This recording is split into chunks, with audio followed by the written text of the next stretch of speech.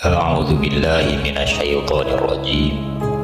Bismillahirrahmanirrahim. Waalaikumsalam warahmatullahi wabarakatuh. Nggih, perkenalkan kami dari warga Kudus ya, yang kemarin-kemarin itu pecinta dan pengamal tarekat Sadiliyah yang dikatakan dari jalur Syekh Abdul Malik bin Syekh Ilyas Purwokerto. Itu kami dari warga Kudus karena kemarin saya pribadi menjumpai tentang statement Gus Muhsanuddin bahwa kemursidan Habib Lutfi di jalur Sadiliyah lewat Mbah Kyai Abdul Malik Purwokerto itu diragukan kemutasilannya. Maka saya bersama warga Kudus yang menjadi embrio dari PWI Perjuangan Wali Songo Indonesia dan Laskar Sabilah cabang Kudus ya, itu berinisiatif untuk bertabayun untuk meminta penjelasan yang sejelas-jelasnya kepada Gus Muhsanuddin. Semoga beliau berkenan. Jadi ini pertanyaan Gus dari kami yang ada di Kudus itu, saya pribadi itu menjumpai statement video jenengan yang ada di Gus Channel bahwa Mbah Malik itu, kebiasaan dari Mbah Malik Purwokerto, guru dari Habib Lutfi itu, ketika mengangkat seseorang menjadi mursyid itu disaksikan oleh banyak orang dan diumumkan secara terang-terangan. Apakah benar seperti itu kebiasaan Mbah Malik? Monggo dijawab. Oke. Karena saya waktu itu masih kecil, ya, jadi akhirnya kan dengan diskursus nasab dan polemik tentang Habib Lutfi saya tracking. Saya tracking itu saya sowan ke sepuan-sepuan di lingkungan Gedung Barok lah yang masih ada. Yang ada kaitan guru dan murid ada sama Mbah guru Malik dan murid ataupun masyarakat di situ, bahkan zuriyahnya. Itu setahu beliau itu hanya pernah mengangkat mursyid Naksabandi kepada cucunya. Kepada cucunya yang bernama Kyai Abdul Qadir Al-Maghfurlah. Setelah itu tidak ada. Berarti tidak ada mengangkat kemursidan Sadiliyah kepada siapapun gitu? Saya tracking atau saya soal-soal itu tidak ada.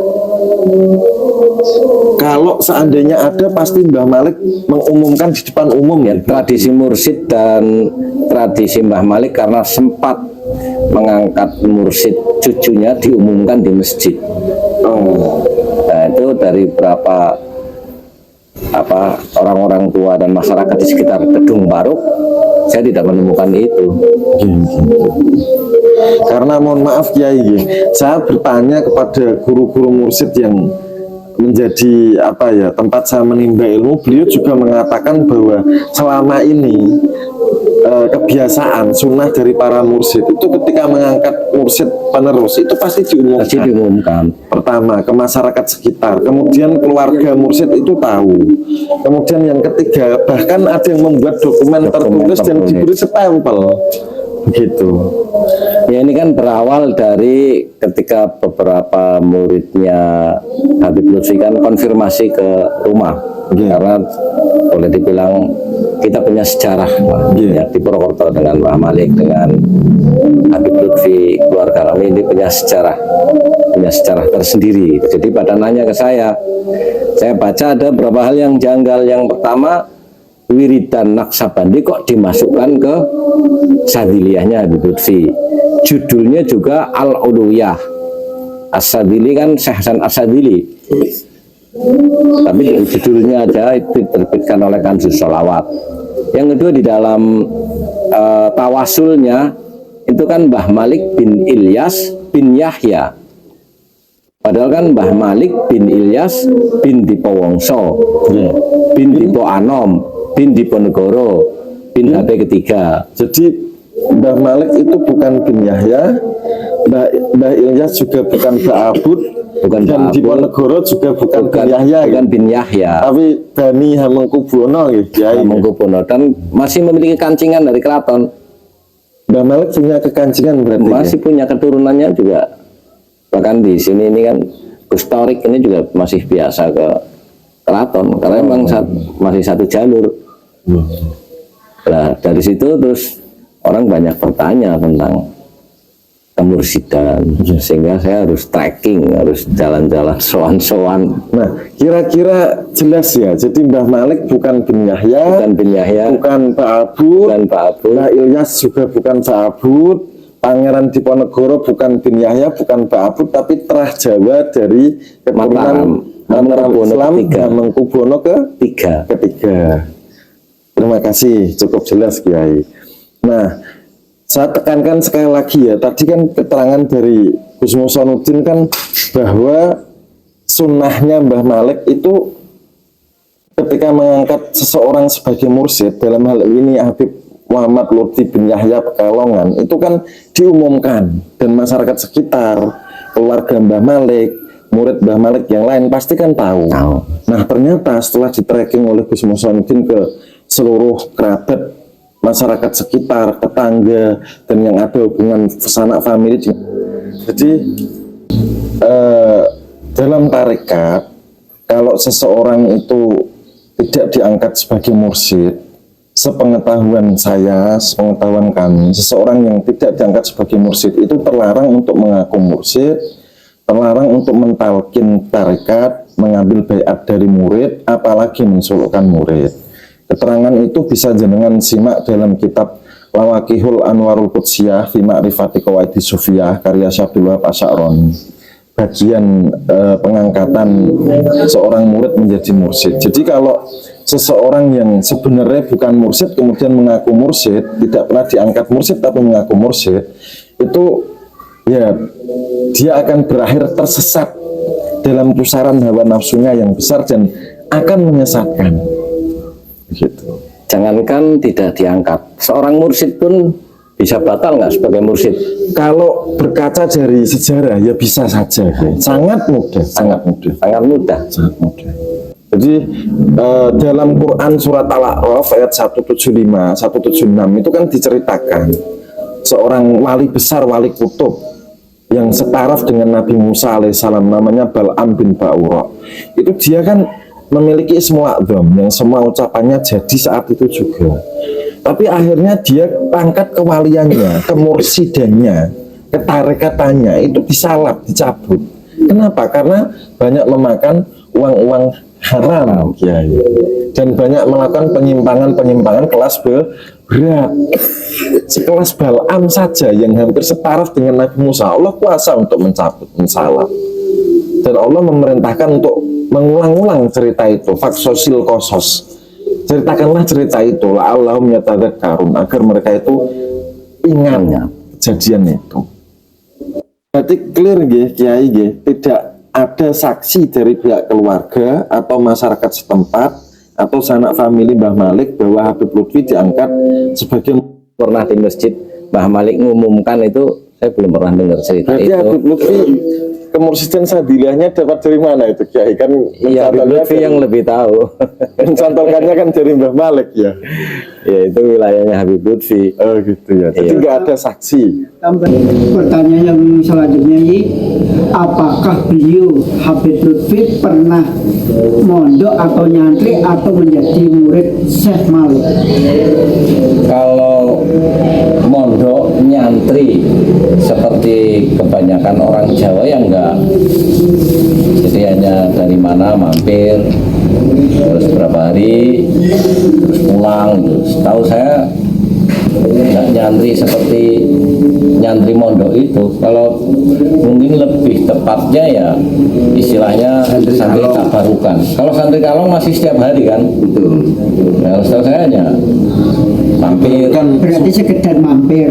Ya mampir berapa hari terus pulang, mampir berapa hari pulang gitu. Berarti bukan membaca sebuah kitab terus dikatakan awal sampai akhir, itu bukan ya? Kayaknya enggak, saya nggak pernah melihat cerita itu. Dan waktu itu kan saya masih kecil ya, masih kecil, cuma mendampingi kakek kawan Mbah Malik. Terima kasih Jangan. Sekali lagi di pertanyaan masih diputar kepada sosok Habib Lutfi. Nah, ketika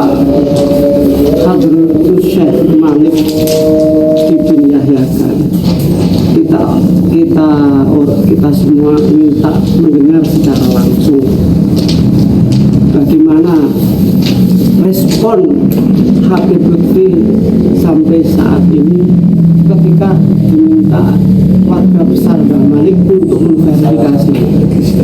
Setelah kami podcast dengan Gus Agung, salah satu zuriyah Mbak Ilyas, ketika Mbak Ilyas dipinjahyakan sempat telepon ke Pekalongan, katanya mau klarifikasi di waktu haulnya Mbak Malik. Tapi ini sudah hampir 2 tahun nggak ada klarifikasi. Sampai sekarang Pak? Tahu saya sampai sekarang kan belum pernah ada klarifikasi baik melalui mass media maupun datangi ke keluarga ke Bani Ilyas. Karena yang bin Yahya kan Mbak Ilyas, Pak Malik bin Ilyas bin Yahya. Berarti belum ada istilahnya itikat baik sama guru, sama mbah guru kan. Yang kita lihat seperti itu. Yang kita kan belum ada kan di pengajian maupun di sampai detik ini gitu. Ya, saya belum pernah mendengar dia meluruskan tentang sejarah itu. Bahkan itu siapa itu Buya Rozi apa kan apologik. Habib Rizik. Enggak, Buya Rozi itu apologik. Maksudnya apologik bagaimana? Ya, seolah-olah membela bahwa itu mensayyidkan atau memuliakan gurunya.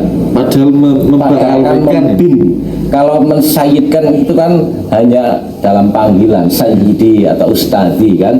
Kalau itu udah jelas tertulis Mbah Malik bin Ilyas bin Yahya, kan bukan mensayyidkan itu. lebih tepatnya mengalawikan. Permasalahan sekali lagi Gus Muslimin, permasalahan Mbah Ilyas dipindahkan itu sudah keluarga itu mengetahui sudah berapa tahun lamanya? Ya baru-baru kemarin lah. Baru-baru kemarin. Setelah rame tesisnya kayak Imam. Berarti seiring dengan perjalanannya tesis ke Imam, terus keluarga mendengar ketika Mbak Ilyas dipindahkan. Itu kan buku kan dibagikan ke murid-muridnya, bukan ke keluarganya Mbah Malik. Nah setelah gegeran tesis, banyak murid-muridnya Mbah Malik yang konfirmasi ini kok bin Yahya. Nah, sehingga saya menghubungi pihak keluarga, podcast bareng, nggak bener itu kalau bin Yahya. Apakah sempat disemayamkan semacam tulisan di tempat makam beliau-beliau? Kalau di Mbah Malik tidak ada, hanya di buku panduan wiridnya. Tapi kalau di tempat ini dulu pernah dipaabutkan. Kami juga sempat ngonten, terus akhirnya dicopot sama keluarga. Makam Mbah Ilyas di luar pengetahuan keluarga. di buku wirid Mbah Ilyas bin Yahya. Di sini kok berabut, maksudnya bagaimana itu? Ya mungkin rebutan bersama Pak Alwi. Rebutan bersama Pak Alwi, ibaratnya itu Rebutan marga. Arab ngiyup neng wit gede lah. Kepengen bernaung jadi benalu di pohon besar Iya, yang besar itu kan memang leluhur Jawa, bukan leluhur Pak Alawi. Yang punya karomah. Ya semuanya punya sejarah, punya ilmu, punya karomah, itu kan orang-orang Jawa, orang-orang Nusantara, bukan keturunan imigran Yaman. Terus mohon maaf Kiai, saya membawa keluh kesah dari ribuan warga Kudus yang kemarin mengamalkan tarekat Syadziliyah lewat Habib Lutfi, lewat Mbah Malik. Itu kan berarti mengkotik dan isnadnya ya tidak bisa dipertanggungjawabkan karena bukan mursyid. Itu seharusnya Salikin Muhyiddin Syadziliyah itu bagaimana menurut Kiai? Kalau memang kasusnya seperti itu, bisa kita itu tetap wiridan sebagai aurat biasa, Bukan suluk tarekat, bukan suluk tarekat, atau mencari mursyid lain yang mutasil. yang mutasil untuk baiat ulang. Kalau saya sih lebih cenderung mencari mursyid lain yang mutasil, kan sama-sama wiridan juga. Tapi yang dicatat wiridannya kan beda itu. Ya yang Sadiliyah lah. Enggak, Yang Sadiliyah. Sadiliyah al-Uluwiyahnya Habib Lutfi dengan Sadiliyah yang mutasil kan beda wiridannya. Jadi sebenarnya sudah otomatis nggak ada masalah. Seandainya putus nggak masalah. Ya, nggak ada masalah. Yang masalah kan kita Nggak ada dapat yang masalah. asli daripada yang palsu itu kan. Contohnya itu di halaman berapa itu? Saya nggak bawa kitabnya. Ilahi anta maksudi wa ridhoka maksudi, itu kan wiridannya Naksabandi al-Qadiri juga. Tapi dimasukkan di Sadiliyah Habib Lutfi. Campur aduk.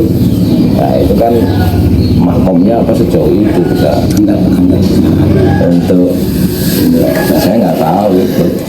Saya tahu ya teks yang ada kan. Berarti pada dasarnya bisa putus ya I? Kalau bicara bisa putus ya sangat bisa. Selain Nabi kan nggak masuk. Kita harus jaga bareng-bareng lah. Apalagi ini masalah rohani ya. Ini kan ada syarat-syarat yang sangat spesifik. Karena kemarin Kiai saya bertanya kepada Mursyid Satoliyah dan Sadiliyah yang ada di Jogja itu saya tanya, Mas, kalau resikonya salikin Sadiliyah masih bertahan di jalur Munkotik Habib Lutfi via Mbah Malik Munkotik itu resikonya apa, Mas? Itu kan kakak angkat saya. Dulu jawabnya begini, sampai mati, sampai kiamat tidak bakal futuh dan tidak bakal usul. Loh kok bisa begitu? Loh jalurnya Munkotik. Jadi kenaikan rohani murid itu tergantung rijalul isnadnya, itu mutasil atau tidak. Kalau nggak mutasil ya nggak akan futuh, nggak akan usul, nggak akan naik makom dan derajat qot'ul manasik. Ada lagi yang ditanyakan mewakili pertanyaan warga Kudus. Kiai, sekiranya cukup. Belum mengenalkan ke publik namanya. Nama saya Muhammad Maulana Ishak, Kudus asli, Mursyid Toreko. Insya Allah. Guru saya masih hidup, jadi bisa diverifikasi. Kalau ketemu guru saya bisa menemukan ya. Masih hidup semua, bisa verifikasi semua. Kemudian yang ada di sebelah saya Mas'ud Wahab dari Kudus, juga sebagai warga biasa, cuma saya pecinta wali Indonesia. Kemudian perkenalkan, silakan. Saya sendiri Selamat Riyadi, sama dengan apa yang disampaikan Kiai Mas Wahab. Termotivasi oleh keadaan sekarang di mana kita selaku putra yang dilahirkan oleh leluhur kita untuk menjaga dan meluruskan sejarah yang telah dibelokkan, dan di mana sejarah dan leluhur kita itu adalah sebuah obor bagi kita semua. Jika sejarah itu dibelokkan, sama halnya obor itu diredupkan, suatu saat kita akan kehilangan bangsa dan negara. Semoga selanjutnya. Nama Abdul Rasid, panggilan Gujanaka. Kami rakyat biasa, hanya karena cinta kami terhadap negara dan agama dan leluhur atau keturunan Rasulullah, ingin menjaga kemurnian keturunan Rasulullah. Ya, himbauan untuk warga Kudus ya.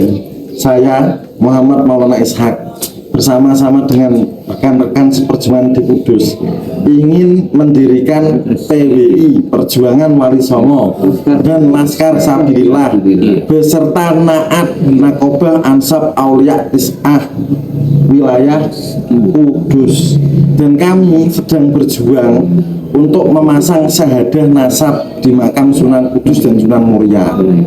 Begitu ya, karena saya ditugasi langsung oleh Ketua Naat untuk memasang dan mengkonsolidasikan syahadah nasab di makam Sunan Kudus dan Sunan Muria. Terima kasih. Gitu Kiai. Matur nuwun, walaupun ini secara Kudus, semoga-moga jadi pencerahan untuk kita bersama. Wassalamualaikum warahmatullahi wabarakatuh.